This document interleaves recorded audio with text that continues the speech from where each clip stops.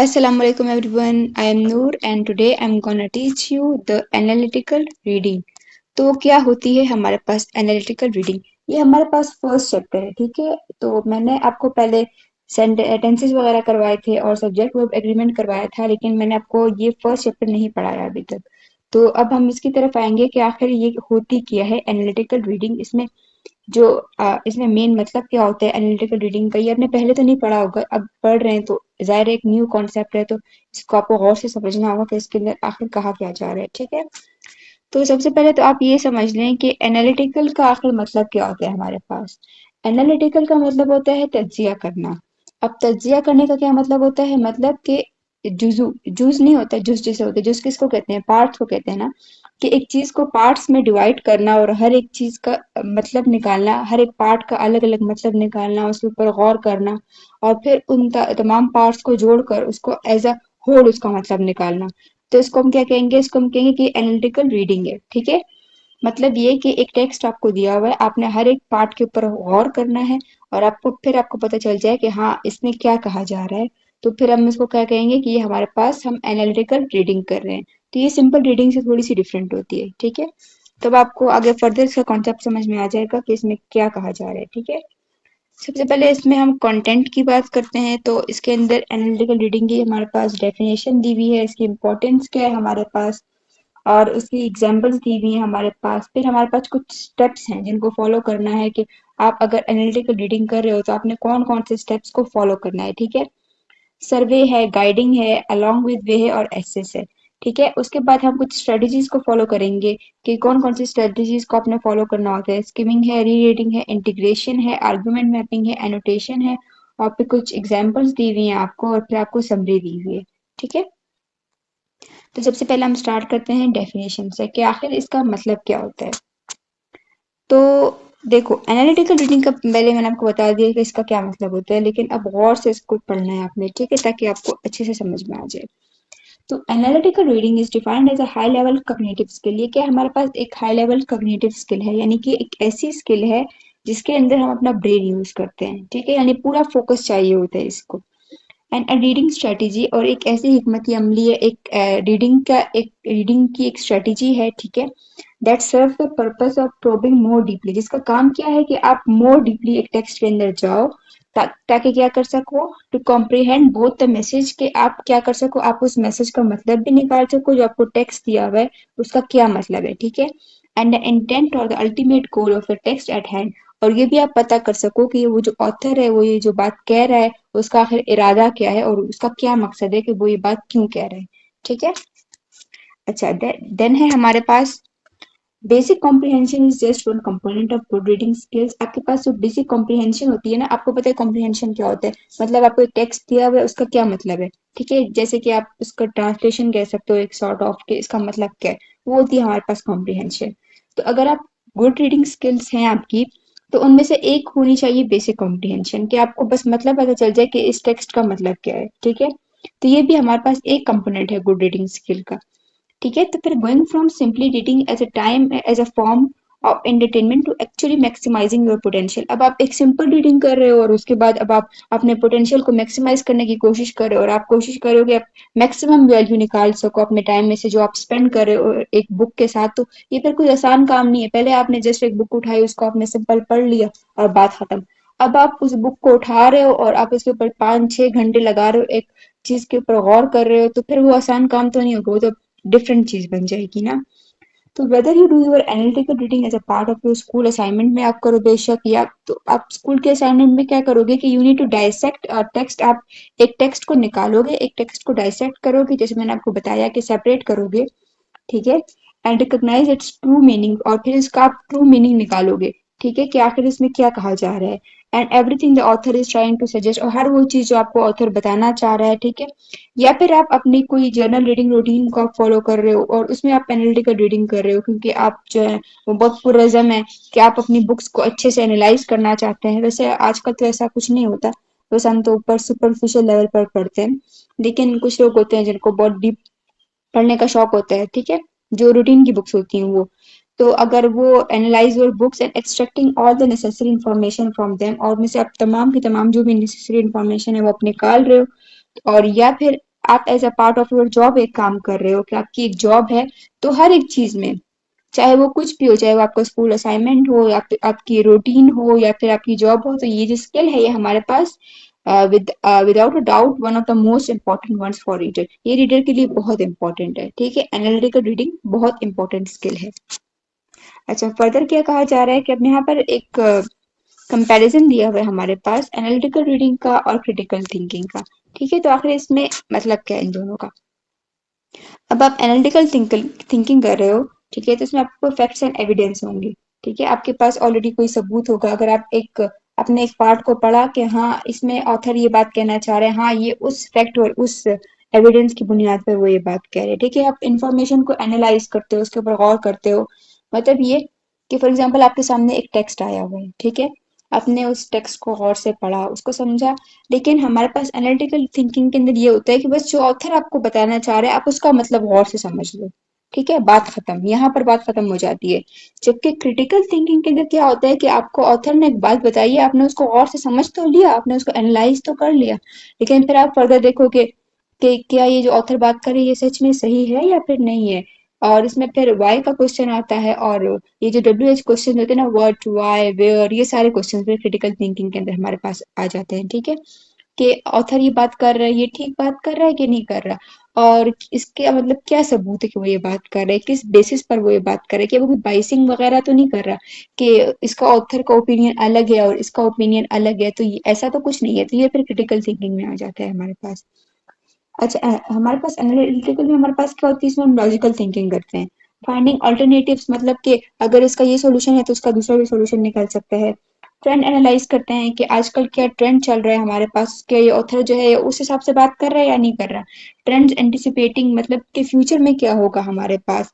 या फिर change analysing कि क्या क्या चेंजेस आए हैं आजकल के दौर में, और ये सब कुछ। ठीक है, अब क्रिटिकल थिंकिंग के लिए हमारे पास क्या होगा, थॉरो एवोल्यूशन ऑफ इंफॉर्मेशन। आपने तमाम इंफॉर्मेशन को पहले इसको गौर किया, उसको समझा, और फिर आपने उसका एवेलुएट किया कि क्या ये जो ऑथर बात कर रही है ठीक कर भी रहे कि नहीं कर रहा, इसके पास क्या सबूत है, क्या ये कोई बाइसिंग वगैरह या प्रेजुडिस वगैरह तो नहीं कर रहा, कोई मतलब ये तो नहीं कर रहा कि ऑथर ने इस बात की तरफदारी कर रहा है कि हाँ ये बात ठीक है, हालांकि हकीकत में ऐसा कुछ भी नहीं है। ठीक है, evaluating the correctness of the point claim, वो जो पॉइंट वो कह रहा है, जो वो पॉइंट साबित करने की कोशिश कर रहा है, आपने ये देखना है कि वो पॉइंट सही भी है या फिर गलत है। weighing up the opinion arguments और solutions, फिर आप देखोगे कि अच्छा इस ऑथर ने ये हमारे पास ओपिनियन दिया हुआ है और दूसरे ऑथर ने हमारे पास ये ओपिनियन, ओपिनियन का मतलब राय, जो वो कहना चाह रहे हैं। ठीक है, तो इन दोनों में से कौन सी राय जो है वो ज्यादा वैल्यूएबल है, कौन सी ज्यादा इंपॉर्टेंट है, और कौन सी जो है वो ज्यादातर फैक्ट्स और एविडेंस पर बेस्ड है। तो आप वो देखोगे, आप जो बहस के ऊपर जो पॉइंट चल रहा है आप उसको देखोगे कि कौन सा ऑथर कौन सी बात सही कर रहा है। ठीक है, इसमें हमारे पास रीजनिंग और लॉजिकल कंक्लूजन आ जाता है, और checking whether the arguments really support the conclusion. अच्छा, आपको फॉर एग्जांपल एक ऐसे दिया हुआ है क्रिटिकल थिंकिंग, आप उसके ऊपर कर रहे हो, तो आप ये देखोगे कि जो आखिर में जो कंक्लूजन जो ऑथर दे रहा है, ठीक है, कि फॉर एग्जांपल हमारे पास जो देहाती जिंदगी है वो शहर की जिंदगी से अच्छी है, तो वो किस बुनियाद पर, क्या वो इसमें जितने भी हमारे पास सपोर्टिंग एविडेंस दिए हैं वो ये सब कुछ इस पॉइंट इस बात को क्लेम कर भी रहे हैं कि नहीं कर रहे। ठीक है, वो कंक्लूजन जो वो ऑथर दे रहे हैं, क्या वो जो हम उसने एविडेंसेस दिए हैं वो इसको प्रूव कर भी रहे हैं कि नहीं कर रहे। ठीक है, तो इसमें हमारे पास ये सब कुछ होगा। अच्छा, अब importance of analysis in reading, इसकी इम्पोर्टेंस क्या है हमारे पास। तो हमारे पास इसकी इम्पोर्टेंस क्या है। The importance of analytical reading thinking in reading and writing has much deeper roots, इसकी बहुत डीप रूट्स हैं देन यू माइट एक्सपेक्ट, आपकी एक्सपेक्टेशन से भी ज्यादा। Reading analytically can help the readers gain a deeper understanding, इसमें हमारे पास एक अंडरस्टैंडिंग होती है, डीप अंडरस्टैंडिंग। आप एक बुक को सिंपल पढ़ रहे हो और एक दोबारा आप उसको एनालाइज करके पढ़ रहे हो, तो दोनों में बहुत डिफरेंस होता है। ठीक है, of the text at the hand, extracting the true ideas आप उसमें से निकालते हो, अंडरस्टैंड इट स्ट्रक्चर, आप स्ट्रक्चर को, आप पैटर्न को अंडरस्टैंड करते हो, उसका मीनिंग आप अंडरस्टैंड करते हो, एंड एनालाइज इट क्रिटिकली, और आप उसको क्रिटिकली देखते हो। ठीक है, एंड दस drawing the right conclusion about it, फिर आप उसमें से नतीजा निकालते हो कि आखिर उसमें ऑथर क्या क्या कहना चाह रहा है। ठीक है, another benefit of reading analytically is the fact that you will have much better comprehension, आपकी कॉम्प्रिहेंशन बहुत अच्छी हो जाएगी। आपने एक टेक्स्ट को पढ़ा, आपको डायरेक्ट समझ में आ गया कि इसके अंदर ऑथर क्या कहना चाह रहा है। एंड रिटेंशन लेवल्स का मतलब ये होता है कि आपको वो चीज बहुत देर तक याद रहती है। At the end of your reading session, granted the process does take time, हाँ ये बात है कि हाँ ये प्रोसेस जो है ये एनालिटिकल रीडिंग ये बहुत ज्यादा टाइम लेगा आपका, and you will go through a lot fewer pages within the same time frame than you would when reading passively। और आपको जो है वो टाइम भी बहुत ज्यादा लगेगा। आप अपने सिंपल आपने एक बुक को पढ़ा है उसमें 1 घंटा लगेगा, और आप एनालाइज करके पढ़ रहे हो तो उसमें फिर आपको 3-4 घंटे लग सकते हैं। But the value will be extracting, लेकिन आप उसमें से जो जितना मतलब निकालोगे उन चंद पेजेस में से जो आपने पढ़े हैं वो हमारे पास बहुत ज्यादा होगा। ठीक है। अच्छा, अब है एनालिटिकल रीडिंग डेफिनेशन। दस mention that it is a high level cognitive skill. इसमें हमने पहले भी ये बात पढ़ी थी कि हाई लेवल कॉग्निटिव स्किल है, इसके अंदर हमने पूरे ब्रेन को फोकस करके इसको करना पड़ता है। But what does that actually mean, इसका मतलब क्या है? Well it means that it can only be achieved by readers with a high degree of proficiency in reading. ठीक है, जिनके हमारे पास हाई लेवल ऑफ प्रोफिशिएंसी होती है ना रीडिंग की, वो ये कर सकते हैं। And there actually causality relationship between the reading proficiency and analytical reading skills. अच्छा, और इसमें एक रिलेशनशिप है हमारे पास कि एक बंदा जिसकी रीडिंग प्रोफिशिएंसी ज्यादा होगी उसी की एनालिटिकल रीडिंग स्किल्स भी बहुत अच्छी होंगी। And the only way to become a proficient reader is through text analysis. और जो भी हमारे पास प्रोफिशिएंट रीडर बनना चाहता है, अच्छे से रीड करना चाहता है, तो वो टेक्स्ट को एनालाइज करेगा तो तभी वो अच्छा रीडर बन सकता है। द प्रोफिशिएंसी लेवल जितना हमारे पास ज्यादा होगा उतनी एक्यूरेट एनालिसिस भी होगी। ठीक है।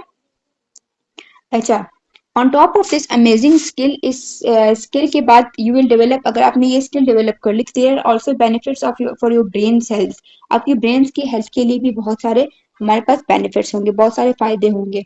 दे आर वर्थ मेंशनिंग, उनके बारे में हम बात करते हैं। As you know the reading is a mentally challenging activity. Reading क्या एक मेंटली चैलेंजिंग एक्टिविटी है, इसके अंदर आपको बहुत ज्यादा अपने दिमाग का इस्तेमाल करना पड़ता है। That results in good brain health, और इसके अंदर से इसकी वजह से आपकी ब्रेन हेल्थ बहुत अच्छी होती है। ठीक है, आपकी मेमोरी बेटर होती है and delayed onset of the cognitive disorders. और आपको जो मेंटल डिसऑर्डर्स होते हैं ना वो ज्यादातर नहीं होते क्योंकि आप अपना पूरा ब्रेन यूज कर रहे हो भाई। ठीक है। Well as you would imagine reading analytically is a lot more difficult, ये बहुत मुश्किल काम है and therefore a lot more effective, लेकिन ये बहुत पुरअसर भी है। ठीक है। And providing your brain with intense and effective workout, इसमें आपकी ब्रेन की जिस तरह पूरी की पूरी वर्कआउट एक्सरसाइज हो जाती है। If reading is the equivalent of the cardio for your brain, the analytical reading is a tough session of lifting weights. ठीक है, जैसे इंसान जैसे कार्डियो हम अपनी बॉडी के एक्सरसाइज वगैरह करते हैं ना, तो इसी तरीके से हमारे पास ब्रेन के लिए एनालिटिकल रीडिंग कैसी है, जैसे आप बहुत ज्यादा लिफ्टिंग वेट्स कर रहे हो, आप बहुत ज्यादा वजन उठा रहे हो तो आप एक्सरसाइज कर रहे हो। ठीक है। अब एनालिटिकल रीडिंग के कुछ एग्जांपल्स हैं हमारे पास। some examples might shed some much needed light on analytical reading as a concept। ठीक है, to better understand what analytical reading is and how it is done, let's assume you are given a task। आपको एक task दिया गया है कि आप एक बुक को एनालिटिकली रीड करो to actually prove that you have done। ठीक है, the time the book is finished you should be able to do the following। अब आपको कैसे पता चलेगा कि आपने एनालिटिकल रीडिंग जो है वो आपने सही से की है या नहीं की? अगर आपको ये पता लगाना है कि मैंने रीडिंग सही से की है एनालिटिकली या फिर नहीं की, तो अगर आप एक बुक को फिनिश करोगे तो ये जो सारी चीजें हैं ना ये आप फिर बाद में कर सकते हो। ठीक है, क्या कर सकते हो आप? अगर आपने एनालिटिकल रीडिंग सही से की है तो आप एक बुक को जो है वो कैटेगराइज कर सकते हो कि इस बुक का जेनरा क्या है, इसकी टाइप क्या है, इसके अंदर किस चीज के बारे में बात हो रही है, इसका थीम क्या है। ठीक है, to be able to present the essential information about the book with utmost brevity। और ये है कि अब आपने बुक को एनालिटिकली रीड कर लिया तो आप उसके अंदर जितनी भी एसेंशियल इंफॉर्मेशन है आप उसको बहुत ही ब्रीफली आप बता सकते हो। ब्रीविटी का मतलब होता है ब्रीफली। ठीक है, कि फॉर एग्जाम्पल पूरी की पूरी बुक आपको 100 पेजेस की है तो आप एक पेज में बता सकते हो या फिर 5 लाइनों में आप बता सकते हो कि ये बुक किस चीज के बारे में। ठीक है, be able to create outline, आप एक आउटलाइन क्रिएट कर सकते हो कि इसमें एक नक्शे बना सकते हो कि इसमें इस बारे में बात हो रही है, इसमें इस बात बारे में बात हो रही है। ठीक है, of the essential parts of the book in the correct order, एक ऑर्डर के अंदर एंड रिलेशनशिप के अंदर। ठीक है, identify and define the author's intentions, authors के इंटेंशंस क्या है, ऑथर ने ये बुक क्यों लिखी है, उसकी टेक्निक्स क्या है कि किस पैटर्न पर उसने ये बुक लिखी है, and the problem they are trying to solve, और वो किस प्रॉब्लम के बारे में बात कर रहे हैं। ठीक है, while things might differ from one task to another, अब चीजें जो है वो डिफरेंट तो हो सकती हैं, तो this example is most eloquent. ठीक है, ये एग्जाम्पल जो है ज्यादा सूट करती है यहाँ पर। ठीक है, अच्छा, अब हमारे पास है स्टेप्स। कौन कौन से स्टेप्स जो है वो हम फॉलो करेंगे एनालिटिकल रीडिंग के लिए। स्टेप नंबर 1 क्या है हमारे पास? सर्वे। सर्वे का मतलब तो आपको पता ही होगा क्या होता है। सर्वे का मतलब होता है कि आपने ऊपर से देख लिया हर एक चीज को, ठीक है। रीड द टाइटल, आपने टाइटल को गौर से पढ़ा, ठीक है। सेक्शन की हेडिंग्स को आपने पढ़ ली, जैसे बुक को पलट पलट कर देखना होता है कि इसमें क्या क्या लिखा हुआ है। The first and last words of each chapter, आपने हर एक चैप्टर का फर्स्ट और आखिरी लाइंस वगैरह पढ़ ली। And this should be about 15 to 30 minutes इसके लिए लग जाएंगे, ठीक है। Then leaf through the book, जिस तरीके से आप पेज पलटते हो ना बार बार, इस तरीके से आपने पेजेस पलटने हैं। स्कैन द चैप्टर्स, अपने चैप्टर्स को देखना है कि कौन कौन से चैप्टर्स हैं दैट सीम इंटरेस्टिंग, आपको कौन सा इंटरेस्टिंग लगे। And then notice the headings, और आपने हेडिंग्स को देखना है। ये होता है सर्वे, ऊपर से, जिस तरह एक परिंदा ऊपर से जा रहा है ना और वो देख रहा है नीचे के क्या क्या हो रहा है, तो इसी को हम कहेंगे, ठीक है, सर्वे। देन है हमारे पास गाइडिंग क्वेश्चंस, कि कौन कौन से क्वेश्चन जिनके बारे में आपने सोचना है, ठीक है। तो as we read it is important to learn how to interact with the author's big ideas. अब आप जैसे जैसे रीडिंग कर रहे हो तो आपको पता होना चाहिए कि आप ऑथर की कौन कौन से आइडियाज के बारे में इंटरेक्शन कर रहे हो, आप कौन कौन से आइडियाज के बारे में सोच रहे हो, so that we can understand them, ताकि हम उनको अंडरस्टैंड कर सके। When we read others ideas, जब हम लोगों के आइडियाज को पढ़ते हैं ना, तो we may leave with the personal insights. तो ज़ाहिर है एक चीज है वो आप पढ़ रहे हो तो कुछ ना कुछ तो आपने उसके बारे में पहले पढ़ा हुआ होगा ना। तो वो जो ऑथर के आइडियाज होते हैं, जो हमारे आइडियाज होते हैं, वो आपस में कोलैप्स करते हैं, ठीक है। वो आपस में कोलाइड करते हैं, फिर हम सोचते हैं कि ऑथर क्या कहना चाह रहे हैं और हम क्या कहना चाह रहे हैं। तो वो जो आइडिया होता है ना, एक की बुनियाद के ऊपर दूसरे की बुनियाद हो जाती है, ठीक है। However, the effective reading is focused on the author, stimulating by their ideas. अब इफेक्टिव रीडिंग क्या होगी कि आपके जो ऑथर की आप पढ़ रहे हो ना, तो वो आपके आइडियाज को स्टिमुलेट कर दे कि आप क्या सोच रहे हैं उस चीज के बारे में, और आप एक बहस छिड़ जाए कि ऑथर ये कहना चाह रहे हैं और आप ये कहना चाह रहे हो, ठीक है। The following four questions can help you interact with the author's ideas. अब चार क्वेश्चंस हैं जो आपके इंटरेक्शन बढ़ाएंगे ऑथर के आइडिया के साथ, कि आप उस फर्दर आइडिया को आगे लेकर चल सकोगे। What is the book about, कि वो बुक किस चीज के बारे में है। What is the main point, main point क्या है हमारे पास, की थीम क्या है, कि आखिर वो ऑथर क्या कहना चाह रहा है, और वो सब्जेक्ट मैटर क्या है, किस चीज के बारे में वो ऑथर बहस कर रहा है। What are the author's main ideas, author के मेन आइडियाज क्या है, उसके आर्ग्यूमेंट्स क्या है, कि वो किस चीज पर बहस कर रहा है। What problem is the author trying to solve, किस प्रॉब्लम के बारे में उसने ये बुक लिखी है। How does the author support his main ideas and arguments, उसका जो मेन आइडिया है या उसके आर्ग्यूमेंट्स हैं, वो ऑथर कौन कौन से सबूत आपको दे रहा है कि वो उसको सपोर्ट कैसे कर रहा है, ठीक है। What differences do the author's idea make, और वो जो ऑथर्स के जो आइडिया हैं वो क्या डिफरेंस बनाते हैं, ठीक है। What are the implications of the work, और इस काम का जो है वो असर क्या है हम पर, ठीक है। अब है स्टेप नंबर 3। स्टेप नंबर 3 में हमारे पास क्या है, अलोंग विद वे, साथ लेके चलना। जैसे हम टेक्स्ट को पढ़ते हैं उसको अंडरलाइन करते करते जाते हैं ना, तो उसी को हम अलोंग विद वे कहेंगे, ठीक है। तो as we read it's helpful to utilise writing to summarise, highlight and record, ठीक है। क्या करना है आपको, आप साथ साथ पढ़ रहे हो ना, तो आपने क्या करना है, आपने समराइज करते जाना है कि हाँ इस पिछले जो टेक्स्ट है मैंने ये बात पढ़ी है, इसको एक दो लाइनों में समराइज कर दो, उसको हाईलाइट कर दो, इसको रिकॉर्ड कर लो, ठीक है।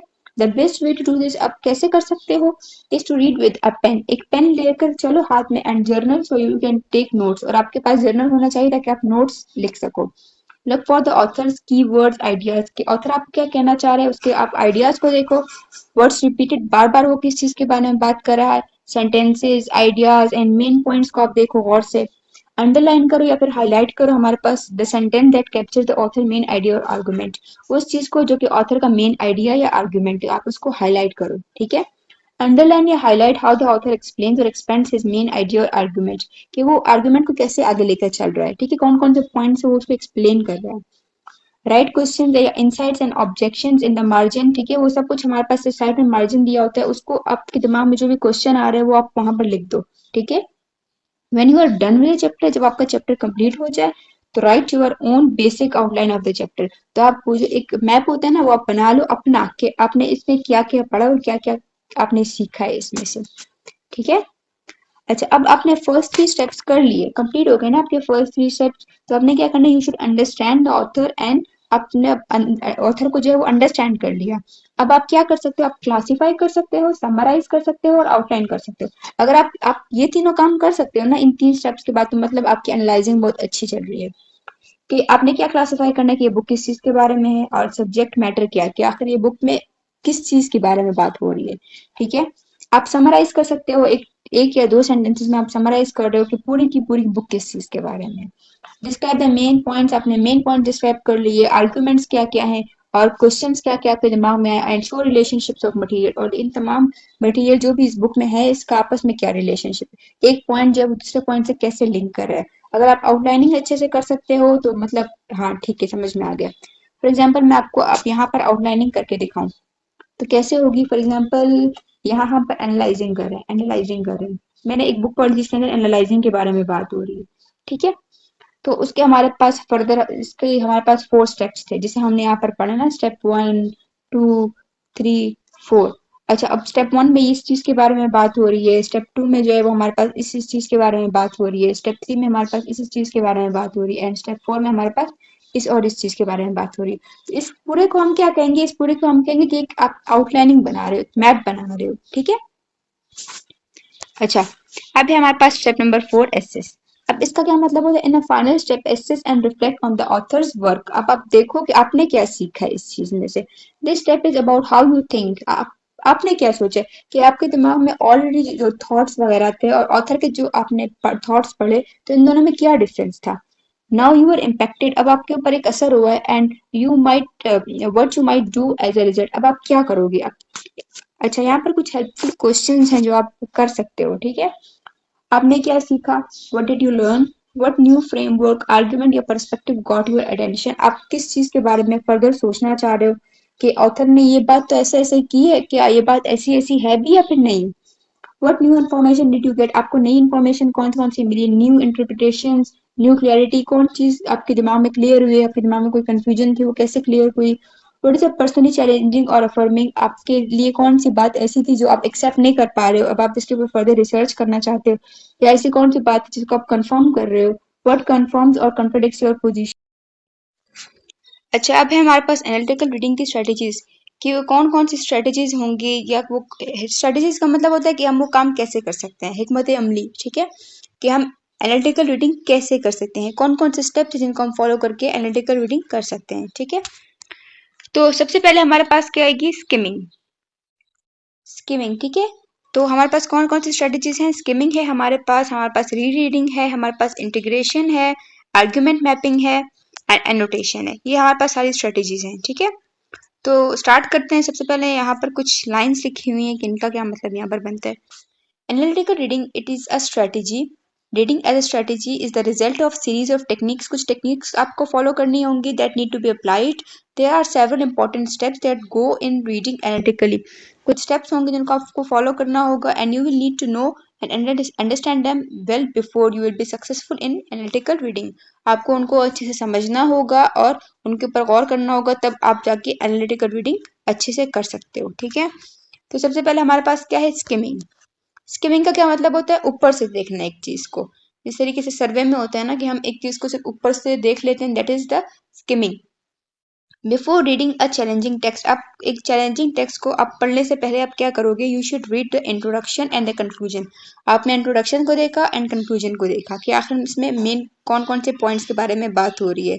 ठीक है, and then scan the headings, आपने हेडिंग्स को स्कैन किया कि कौन कौन सी हेडिंग्स हैं इसके अंदर, and the structure you find the main points and justifications, और आपने स्ट्रक्चर को देखा कि इसके अंदर मेन पॉइंट्स कौन कौन से हैं, जस्टिफिकेशंस क्या हैं। ठीक है, for those main points. Why it is important, ये इम्पोर्टेंट क्यों है, it should be done to make, अच्छा ये स्किमिंग क्यों इम्पोर्टेंट है हमारे पास, it should be done to make that reading easier, ताकि इससे हम टेक्स्ट को ईजी याद कर सकें। ठीक है, and to help bring the main ideas in context, और हमें पता चल जाए कि इसमें हमारे पास इस कॉन्टेक्स्ट में हमारे पास मेन आइडियाज कौन कौन से हैं।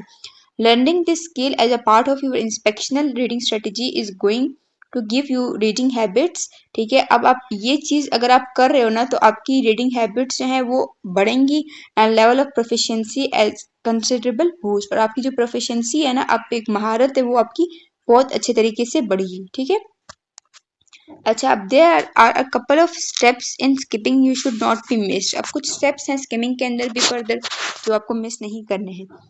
Consider why should read this, अब आपने ये देखना है कि मैं ये रीड क्यों कर रहा हूँ, ये जो टेक्स्ट मेरे सामने है इसको मैं क्यों रीड कर रहा हूँ। What makes me read this, ठीक है, विच जेनर डज इट बिलोंग, क्या ये जो जेनर है, ये जो जिस बारे में है, जो उसकी बुक की टाइप है, ये मुझसे बिलोंग करती भी है या फिर नहीं करती, मैं मतलब मुझे ये इसमें मेरा कोई इंटरेस्ट है भी कि नहीं है। While reading the introduction and the summary, अब आप रीडिंग इंट्रोडक्शन कर रहे हो और समरी को आप रीड कर रहे हो तो सर्च द थीसिस, अपने थीसिस के बारे में सर्च करना है। थीसिस क्या होता है, जो मेन आइडिया होता है अपने उसको सर्च करना है। Look for the important ideas, अपने इंपॉर्टेंट आइडियाज को देखना है। बोल्डेड फ्रेजेस, जो हमारे पास फ्रेजेस बोल्ड हुए हैं उनको आपने गौर करना है, जैसे अब यहाँ पर ये बोल्ड हुआ हुआ है ना, तो उसको आपने गौर करना है कि क्या कहा जा रहा है। एंड द सेक्शन टाइटल, तो जैसे ये टाइटल है ना, तो आपने टाइटल्स के ऊपर गौर करना है, ठीक है। Go through the each section opening sentences, अब आपने हर एक सेक्शन के देखने के ओपनिंग सेंटेंसेस के बारे में पढ़ना है। फॉर एग्जांपल इस सेक्शन के हमारे पास ओपनिंग सेंटेंसेस ये हैं हमारे पास, ठीक है, और फिर हमारे पास इस सेक्शन के ओपनिंग सेंटेंसेस हमारे पास फिर ये हैं, इस तरीके से आपने इनके ऊपर गौर करना है, ठीक है। डिस्क्राइब यूर वर्किंग समरी, अब आपने अपनी वर्किंग समरी को डिस्क्राइब करना है। वर्किंग समरी क्या होती है, जो थीसिस होती है हमारे पास, जो मेन पॉइंट्स होते हैं उनको हम क्या कहेंगे, वर्किंग समरी कहेंगे, ठीक है, फॉर योर सेल्फ। दूसरी स्ट्रेटेजी क्या है हमारे पास, री रीडिंग। री रीडिंग का क्या मतलब है कि आपने एक चीज को पढ़ा, अब जाहिर है एक बार में तो आपको याद नहीं हो गया, आपने उसको दोबारा रीड करना है। Reading analytically involves a deep level of understanding, इसमें क्या होती है, डीप लेवल ऑफ अंडरस्टैंडिंग होती है of the entire piece of content, जो भी आप पढ़ रहे हो उसके अंदर आपको डीपली अंडरस्टैंड करना पड़ेगा। व्हेन रीडिंग चैलेंजिंग पोर्शंस, अब आप ऐसी चीज रीड कर रहे हैं जो बहुत चैलेंजिंग है, जो बहुत टाइम आपका लेगा, ठीक है, तो री रीड द टेक्स्ट, आपको इसको दोबारा पढ़ना है, ठीक है। And pause until you can sum up it into phrases for yourself, और तब आपने पॉज करना है जब आप उस पूरे के पूरे एक दो पेजेस के टेक्स्ट को 2 से 3 फ्रेजेस में अपने लिए समराइज कर सकते हो, तो तब आप समझ लोगे कि हाँ ये मैं सही जा रहा हूँ, सही डायरेक्शन में मैं जा रहा हूँ। डूइंग दिस इज एसेंशियल, ये क्यों एसेंशियल है, टू इंश्योर द कॉम्प्रिहेंशन, ताकि आपको कॉम्प्रिहेंशन अच्छे से याद हो जाए of a challenging concept before moving on, ठीक है, ताकि आपको समझ में आ जाए कि इस टेक्स्ट में क्या बात हो रही है, ताकि मैं फर्दर आगे पढ़ूं तो मुझे पिछला टेक्स्ट कम से कम याद रहे, ठीक है। अच्छा, अब इसके अंदर भी कुछ हमारे पास स्टेप्स हैं। अब कौन कौन से स्टेप्स हैं, go back and read the passage slowly, आपने एक बार पढ़ ली, अब दोबारा जाओ, दोबारा उसको स्लोली पढ़ो। Finding the last part of it fully understood, और आपके जो लास्ट पार्ट आप पढ़ रहे हो आपको अच्छे तरीके से समझ में आना चाहिए। Read the paragraph once more slowly, आपको दोबारा पैराग्राफ पढ़ना है स्लोली, ताकि और आप ऊंची आवाज में पढ़ सकते हो ताकि आपको अच्छे से समझ में आ जाए। List any terms you don't understand, आपको जो भी टर्म समझ में नहीं आ रही आप उसकी लिस्ट बना लो, ठीक है। And do some research on them, उनके ऊपर कुछ रिसर्च करो ताकि वो आपको समझ में आ जाए। Look over any idea that were supported previously in the text, आप हर आइडिया को देखो कि अब ये आइडिया रिपीट तो नहीं हो रहा, एक टेक्स्ट में जो है वो बार बार आइडियाज रिपीट होते हैं, तो आपने ये देखना है कि दोबारा रिपीट तो नहीं हो रहा। Continue until you can sum up the whole passage in 1 or 2 sentences for yourself, और आपने इसको उस वक्त तक कंटिन्यू करना है, उसको आपने उस वक्त तक री रीडिंग करनी है जब तक आप उस पूरे के पूरे पैसेज को 1 या 2 सेंटेंसेस में लिख ना लो अपने लिए, कि मतलब हाँ मुझे समझ में आ गया, अब मैं इसको समराइज कर सकता हूँ, ठीक है। अब है इंटीग्रेशन। इंटीग्रेशन का क्या मतलब होता है हमारे पास, इंटीग्रेशन का मतलब होता है इंटीग्रेट करना, मतलब एक चीज के अंदर दूसरी चीज फिक्स करना। This part refers to associating the newly acquired information with the knowledge you already possess, इसका क्या मतलब होता है कि आपने एक बुक पढ़ी, ठीक है, उसमें आपने कुछ इन्फॉर्मेशन जो है वो नई हासिल की है, न्यू इन्फॉर्मेशन आपको मिली है, ठीक है। तो वो जो आपको न्यू इन्फॉर्मेशन ऑलरेडी मिली है ना, तो आपके पास ऑलरेडी तो कोई ना कोई इन्फॉर्मेशन होगी ना उस चीज के बारे में, तो इन दोनों को आपस में फिक्स करना है, इंटीग्रेट करना है, इसको हम क्या कहेंगे, इंटीग्रेशन कहेंगे, ठीक है। You should recognize the central concept, आपने सेंट्रल कॉन्सेप्ट को पहचाना and assess what else you know or have read about those ideas, और आपने फिर ये सोचा कि क्या इस बारे में मैंने पहले कहीं पढ़ा है या फिर नहीं पढ़ा, क्या मैं इस बारे में पहले कुछ जानता हूँ या फिर नहीं जानता। एंड वे सिमिलैरिटीज, और आप फिर देखो कि हाँ मैंने जो पहले पढ़ा था और अभी मैं जो पढ़ रहा हूँ उनमें कौन कौन सी सिमिलैरिटीज हैं और डिफरेंसेस कौन कौन से हैं, ठीक है, क्या चीज चेंज है और क्या चीज सेम है। whenever you come across a central thought, जब आप एक सेंट्रल थॉट के आप कम अक्रॉस आते हैं, आपको एक सेंट्रल थॉट समझ में आ जाता है, and when an idea reminds you of your something else, ठीक है, इसका क्या मतलब हुआ, देखो अब आपने एक सेंट्रल थॉट, अब आपने तमाम के तमाम आइडियाज को आपने पढ़ा जो आपको पहले पता था, और जब आपने इस बुक को पढ़ा, ठीक है, तो आपको जितने भी आइडियाज मिले हैं उनसे आपको एक सेंट्रल थॉट मिलेगा, एक सोच मिलेगी, ठीक है। और ठीक है, और इससे आपको हमारे पास जो पिछले आइडियाज हैं जो आपने पहले पढ़े वो आपको याद आएंगे, ठीक है। Doing this encourages greater comprehension, इससे क्या होता है कि आप ग्रेटर कॉम्प्रिहेंशन कर सकते हो, आप एक चीज़ का बहुत अच्छे तरीके से मतलब निकाल सकते हो, ठीक है। And improve the quality of your reading experience, और आपसे इससे आपकी क्वालिटी अच्छी होती है रीडिंग एक्सपीरियंस की। अब इसमें भी कुछ इंपॉर्टेंट पॉइंट्स हैं, कुछ इंपॉर्टेंट स्टेप्स हैं जिनको आपको फॉलो करना होगा। Begin by listing the main ideas and assertions. अब आपने कैसे इंटीग्रेशन करनी है कि इस बुक में हमारे पास कौन कौन से मेन आइडियाज और असर्शंस हैं, कि किस चीज़ के बारे में बात हो रही है इस बुक में, ठीक है। In what other books have you come across similar ideas and concepts. अब आपने जो पहले कुछ बुक्स पढ़ी हैं, आपने उनमें से कौन सी ऐसी बुक्स थी जो कि उनमें भी इन्हीं आइडियाज और कॉन्सेप्ट्स की बात हो रही थी। व्हाट आर द कंसेप्ट्स और assertions used in a comparable way, और कौन कौन से ऐसे आइडियाज हैं जो कि कंपैरेबल वे में यूज हुए हैं, मतलब वहां पर कौन कौन से आइडियाज यूज हुए थे जो आपने पहले पढ़ा था, और अभी आपके कौन कौन से आइडियाज आप इसमें पढ़ रहे हो, ठीक है। How do the various application of the ideas और assertions डिफर, ठीक है। कि अब वहां पर जो है वो आइडियाज जो आपने पढ़े पहले, उनमें हम किस चीज के ऊपर अप्लाई कर रहे थे, और अभी जो आइडियाज पढ़ रहे हैं ये किस चीज के ऊपर अप्लाई होंगे, और इनमें क्या डिफरेंस है, ठीक है। तो ये हमारे पास क्या होगा, इंटीग्रेशन होगा। बस इंटीग्रेशन का यही मतलब है कि जो आपके पास ऑलरेडी इन्फॉर्मेशन है और जो आपको नई इन्फॉर्मेशन मिली आप उसको इंटीग्रेट करो, मतलब एक बुनियाद के ऊपर एक दीवार खड़ी करो, ठीक है। अच्छा, लास्ट स्टेप है हमारे पास आर्ग्यूमेंट मैपिंग। आर्ग्यूमेंट का मतलब क्या होता है, बहस, और मैपिंग का मतलब एक मैप बनाना, ठीक है।